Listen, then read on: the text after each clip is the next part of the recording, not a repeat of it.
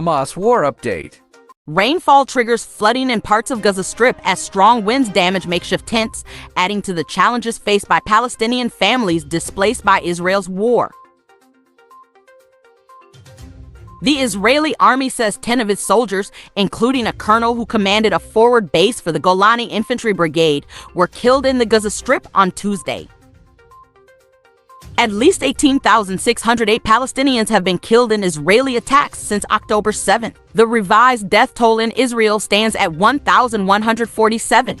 The Palestinian Health Ministry says Israel waits up to 3 days before responding to exit requests, leading to rapid deterioration in patient conditions to the point of death. The organization has urged the Israeli military to accelerate its response times to these requests, PHRI said. We have learned that in Jabalia, in northern Gaza, emergency response teams are struggling to transfer casualties as the heavy rainfall, along with the malfunction of water pumps due to Israeli airstrikes on the Abu Rashid reservoir, have washed garbage and debris into the streets. Israeli media reports say 6 rockets fired from Gaza towards Ashdod have been intercepted. Earlier, Hamas's armed wing, the Qassam Brigades, said it launched a barrage of rockets towards the city in southern Israel in response to the targeting of Palestinian civilians. UNRWA says that 288 Palestinians sheltering in its facilities in Gaza have been killed since October 7. It confirmed that 1 more staff member had been killed, bringing the total number of deaths among UNRWA staff since October 7 to 135. 17 journalists have been killed while on duty in the war between Israel and Hamas. According to an annual report compiled by the Paris-based Reporters Without Borders RSF group, the RSF said that 13 of those journalists killed since the October 7th attacks were in the Gaza Strip. The Israeli army website has been briefly hacked by a pro-Palestinian group which said that the military's arrogance and injustice towards our people in Gaza will only harm you through terror, killing, and war, whether by land, air, or electronically.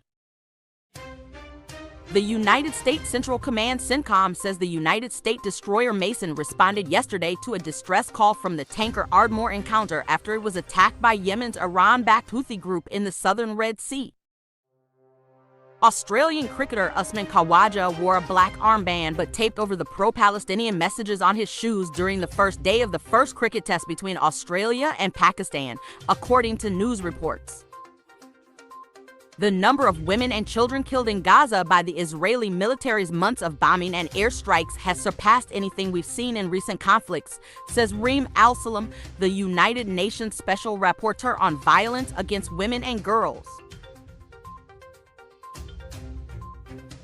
Sami Hermes, an anthropologist with Northwestern University in Qatar, says the Biden administration's delay of a deal to sell more than 20,000 United States-made rifles to Israel due to concerns over violent far-right settlers is laughable.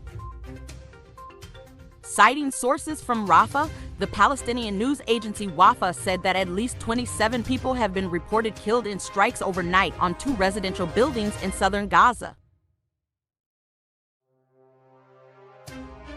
Almost half of Gaza's population of nearly 1.9 million people is now estimated to be residing in the Rafah Governorate area in southern Gaza, the United Nations Relief Agency in the occupied Palestinian territory has said.